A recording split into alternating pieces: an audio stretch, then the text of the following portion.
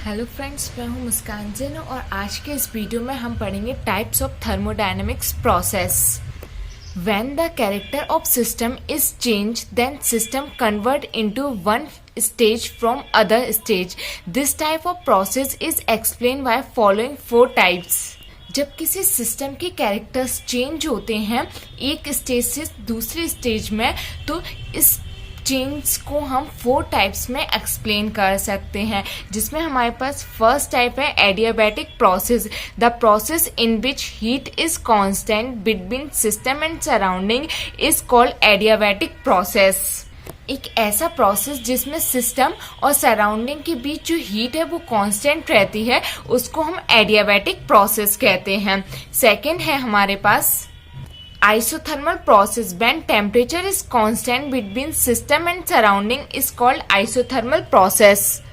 जब सिस्टम और सराउंडिंग के बीच टेम्परेचर कांस्टेंट होता है तो उसको हम आइसोथर्मल प्रोसेस बोलते हैं। थर्ड है हमारे पास isochoric process. The process in which volume remains constant is called isochoric process. ऐसा प्रोसेस जिसमें वॉल्यूम कांस्टेंट होता है उसको हम आइसोकोरिक प्रोसेस कहते हैं। नेक्स्ट है isobaric process. The process in which pressure remains constant is called isobaric process. ऐसा प्रोसेस जिसमें प्रेशर कांस्टेंट रहता है उसको हम आइसोबारिक प्रोसेस बोलते हैं। तो इस टाइप से हम आइसोथर्मल प्रोसेस को फोर टाइप्स में एक्सप्लेन कर सकते हैं। अब नेक्स्ट हमारे पास आता है रिवर्सिबल और irreversible process. Thermodynamics reversible process is a process in which system comes back in its initial state by various changes. This process is not a real process and the direction is not fixed in it and time consumed in it more. Reversible process एक ऐसा process होता है जिसमें जो system होता है वो अपनी इनिशियल स्टेट से चलता है और वेरियस स्टेज को क्रॉस करके फिर अपनी इनिशियल स्टेट पर आ जाता है। इस टाइप के प्रोसेस को रिवर्सिबल प्रोसेस बोलते हैं। और इसमें ये जो प्रोसेस होता है वो रियल नहीं होता है, मीन्स इसमें प्रोडक्ट बनेगा या नहीं बनेगा इसका कंफर्म नहीं होता है और इसकी डायरेक्शन भी फिक्स नहीं होती है और इसमें टाइम भी ज्यादा लगता है। तो इस टाइप का अगर कोई प्रोसेस होता है तो उसको हम रिवर्सिबल प्रोसेस बोलते हैं। Irreversible process is a process in which the formation of product is confirm and its direction is fixed. जो इरिवर्सिबल प्रोसेस होता है उसमें प्रोडक्ट का बनना कंफर्म होता है रिएक्टेंट से और इसकी डायरेक्शन भी फिक्स होती है। Internal energy. Self energy of a system is called internal energy. Due to molecular structure of a system, produced energy is called internal potential energy. किसी भी सिस्टम की जो सेल्फ एनर्जी होती है उसको हम इंटरनल एनर्जी बोलते हैं। अगर किसी भी सिस्टम में मॉलिक्यूल स्ट्रक्चर की वजह से कोई एनर्जी प्रोड्यूस हो रही है तो उसको हम इंटरनल एनर्जी कहते हैं। And due to motion of molecule produce energy is called internal kinetic energy. अगर किसी मॉलिक्यूल के मोशन की वजह से कोई एनर्जी प्रोड्यूस हो रही है तो उसको हम इंटरनल काइनेटिक एनर्जी कहते हैं। Hence we can define internal energy as follows. तो इस टाइप से हम इंटरनल एनर्जी को डिफाइन कर सकते हैं। ये है इसकी definition. Sum of all types of energy of a system of itself is called internal energy. जो इंटरनल एनर्जी में जो सभी टाइप की जो एनर्जी मिक्स होती हैं, जो उनका अगर हम सम कर देते हैं तो इंटरनल एनर्जी आ जाती है। जैसे कि इंटरनल एनर्जी के अंदर इंटरनल पोटेंशियल एनर्जी प्रेजेंट होती है, इंटरनल काइनेटिक एनर्जी प्रेजेंट होती है, क्योंकि जब मॉलिक्यूल मोशन करेंगे तो काइनेटिक एनर्जी प्रोड्यूस हो जाएगी और अगर कोई मॉलिक्यूल का स्ट्रक्चर है तो उस वजह से भी उसकी पोटेंशियल एनर्जी होगी। तो जब हम इन दोनों का सम कर देते हैं तो हमारे पास इंटरनल एनर्जी आ जाती है। यहाँ पे internal energy is equal to internal potential energy plus internal kinetic energy. Let a system convert into B from A stage due to change in internal energy. अगर कोई सिस्टम A से B में change हो रहा है, convert हो रहा है, तो delta E is equal to EB minus EA हो जाएगा। ये इसका फॉर्मूला होता है, ठीक है। Sign of delta E. If the value of delta B is greater then EA, then delta E will be positive. So it is clear that product has more energy, so the process will be endothermic.